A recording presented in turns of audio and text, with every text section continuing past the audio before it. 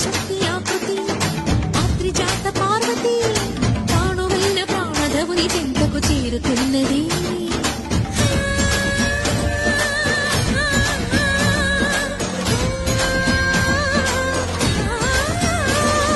ధవుని భువికి తరలించేలా ధరణి దివిని తలపించేలా